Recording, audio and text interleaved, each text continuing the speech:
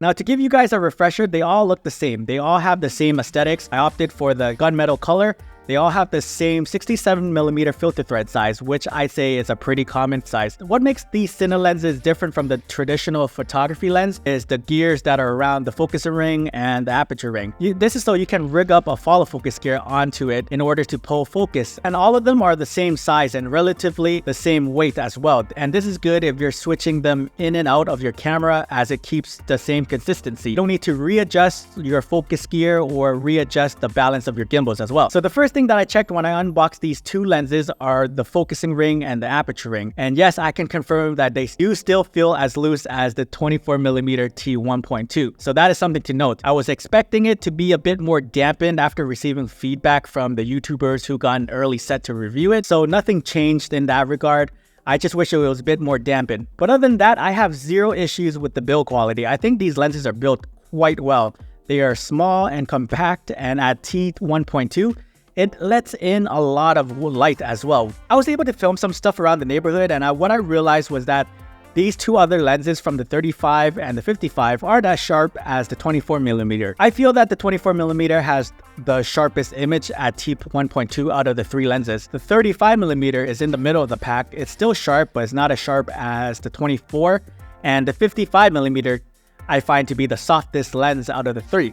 And even though the 55mm T1.2 is the softest, I still like that look because of the compression that you can get on that lens. The 24mm in full frame equivalent is about a 36, the 35 is about a 50, and the 55 is about an 82.5. Why do people get Cine lenses aside from the focus gear and the uniform design? One of the reasons to get a set of Cine lenses is to have a consistent color out of your footage. You don't want to be filming on different sets of Cine lenses because all lenses are different and they will render your footage differently, and they render colors and contrast differently as well. It's good to have a consistency on all of your Cine lenses, or otherwise that will make things hard in post for you to color match. I did a test to see if they all match in colors, and it seems to me like the Sirui 24mm is the odd man out. It runs a bit warmer than the 35 and the 55. I find that the 35 and the 55 to have the same color. But saying that, with a few simple corrections, you can easily correct the color shift that you get from the 24mm T1.2. It's not that big of an issue, but it's just something to keep in the back of your mind when you are color grading. But saying all this, I do like the footage that I've been getting out of these lenses. I think they are fun to use. They have a nice, pleasant rendering to them,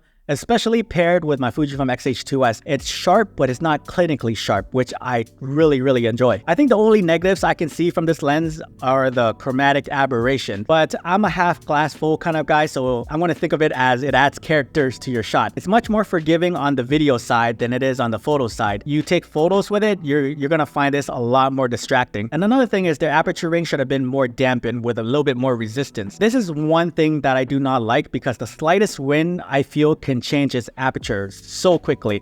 It's quite loose in that regard. And if there was one thing I would like to see from the Nightwalker series, is perhaps a wider focal length, something wider than a 24mm t1.2 right now. How much do you guys think these things cost? Me, when I first heard they're going to make a Cine Lens, I thought it was going to be anywhere from like $500 to $600. Just given Sirui's track record of making great anamorphic lenses, I thought these Super 35 lenses are going to be up there in pricing. One lens only costs $349, and that is such an insane value. I love a good performing lens at a good price, and I find these lenses are that. Or if you want to buy the whole set, you can save more money. All of these 3 lenses for $1,000. And this is what I usually pay for one lens. For one lens. But for 3 lenses, each lens at t1.2, you're getting a good image quality. You're getting a Cine Lens that its focus breathing is to a minimal. These lenses are for the budding filmmakers and the budding videographers out there who may just need a good Cine Lens starter pack to get their feet wet. And I have to say, even for photography, I think these are really good too. It's not as big as the other Cine Lenses there, so you can still carry these around to shoot photos with. You get an t1.2 lens for $350. And I'd say that it's even worth it as a photography lens, because just don't think of it as a Cine Lens anymore. Just think of it as a manual focusing lens and just try to shoot the photography with it. It's great. This is for someone that is price conscious, that is looking for a Cine Lens that won't break the bank. This is a set of lenses you can grow into and get experience with. And if you're interested, I'll leave the links to these down in the description below.